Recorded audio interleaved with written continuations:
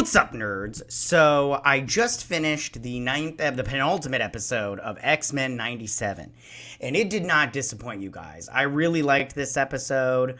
I think I liked the last episode better than this one, so maybe part 3 will just be like amazing, but it was good.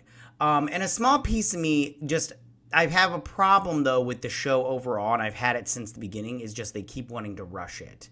And I'm just like this because I feel like I just like listen. This episode was good, but like they've rushed all these other stories, and I'm all like this Sentinel and Bastion storyline could have been a whole season by itself.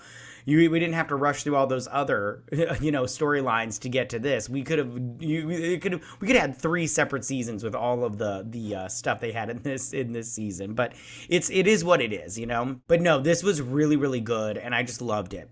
Real quick, a shout out because I'm always going to do this. I was trying to do this from the beginning, but I didn't. But Morph, he transformed into the Hulk, which was very cool. And I always like to see when Morph, changes into separate characters or whatnot, and then we get like, Easter egg goodness.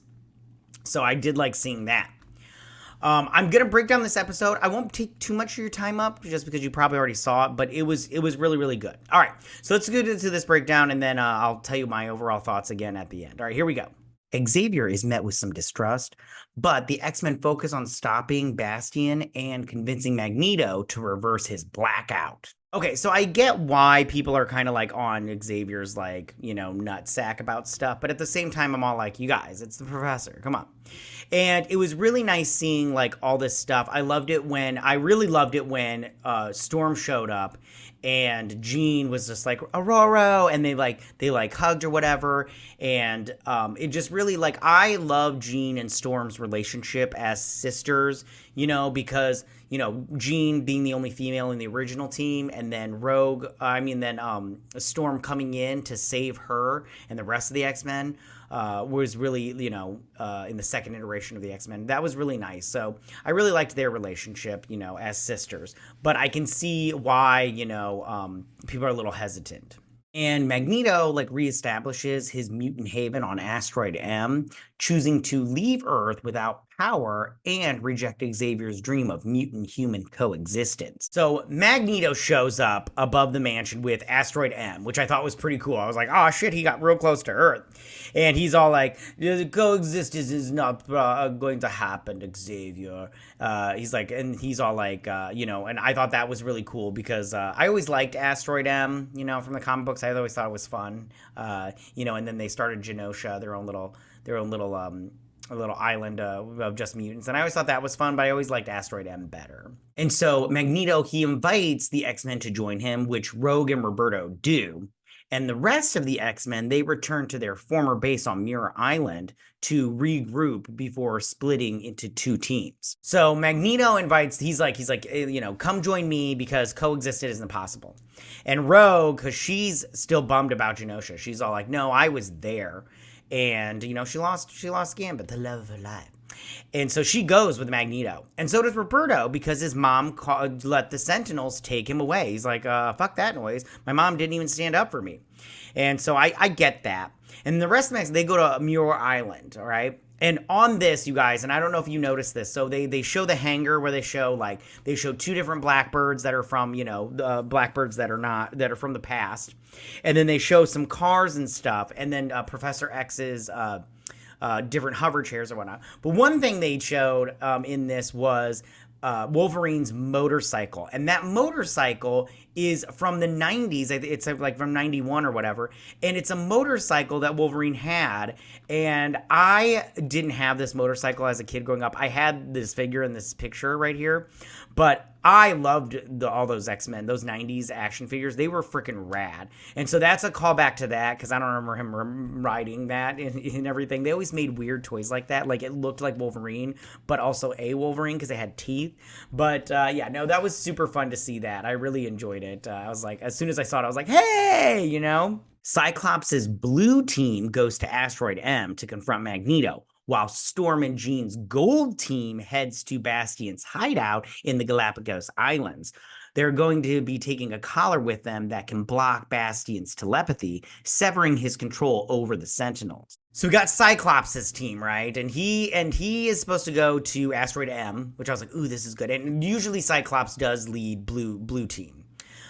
So that was nice. And then usually Storm ends up leading Gold Team, the other team, which it's fine that Jean and Storm did it because they're both really powerful. They're both Omega level mutants and everything. But and then they go to to Bastion's Island to stop him or whatnot.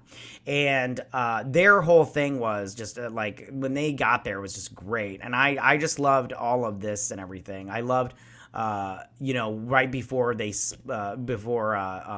they went into battle at the Gold Team did. I really liked when Storm was all like, when Jean and Storm are all like, she's all like, Storm, don't go, we just got you back kind of thing. And Storm was all like, this isn't because we believe, everything will go all right. It's because we believe in each other. And I was like, oh, I really like that a lot. And then when Jean goes, make them mind your weather. And then Storm goes, make them weather your mind. And I was like, ooh, that's good. I likes it. The Gold Team battle Sinister and an army of Sentinels that Bastion is powering himself. And Sinister takes control of Cable's mind and uses him to overpower Jean, who sends a desperate psychic message to Cyclops. Right, so the Gold Team, they're fighting these Sentinels. So you got Forge and Storm up in the Blackbird, and they're fighting. And then you got all the other people on the ground fighting the Sentinels there, Bastion and Sinister.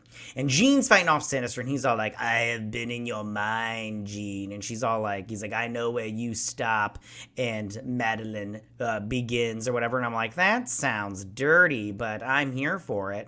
Ass to ass. Anyways, so then I really liked that whole kind of thing, even though I don't like Sinister. I thought Sinister was stupid. And I take it back. Morph did transfer into Sinister, but we've seen him before, and it wasn't really an Easter egg. But then tries to get what's his face. But then when Jean is standing there and she's got her powers up and Cable is just blasting her, right? And she does the thing that she's always done in the show is I love it. I fall for it every time when she like looks aside, she's like, Cyclops. And then she's like, I love you. And then just and everything. I was like, ooh, that's good. But on Asteroid M, Xavier attempts to take control of Magneto's mind, but is blocked.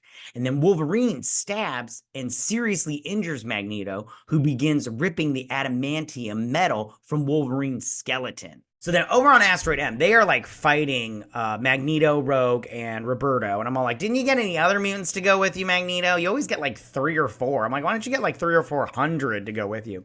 And so they're fighting and everything. And they get Magneto's helmet off. And Cyclops stops Xavier from taking over his mind and turning the power back on. Because he's like, Gold Team needs more time. And I was like, ooh, Cyclops, I would have done the same thing probably. So right at the end, when Wolverine shoves his claws in Magneto's back, and then Magneto starts to take out the adamantium from him.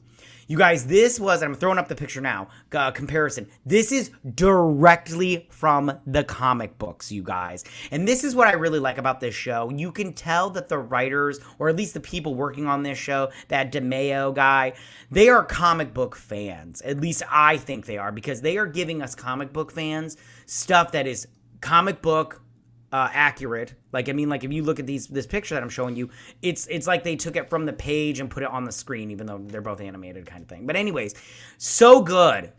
I cannot wait for next week's episode, the last the season finale. I feel like it's gonna be good. It's gonna be good, and this show has really knocked it out of the park so far. This was an excellent penultimate episode. I cannot wait to see next episode and next season. I hope then season 2 comes out really fast. I hope they fast track season 3 because I think they already have season 2 like almost completed. I don't know. Don't quote me on that. But I really hope we get season 2 soon and everything. But tell me, what did you guys think about this episode? Did you like it? Did you not like it? What was your favorite part? Who's your favorite character? All that sweet goodness. Tell me what you guys thought. Are you like me and you think they really rushed this season and they could have taken their time a little bit? Because I really feel like they could have got 3 seasons out of this one season if they just would have slowed down a little bit. But tell me what you guys thought. Go ahead and leave all your comments in that section down below. If you like this video, go and hit that like button. You know, I won't mind. If you're new to my channel, please hit that subscribe button. I'd greatly appreciate it. And I'll see you guys next week on my X-Men 97 breakdown and review. You guys have a good week. Bye.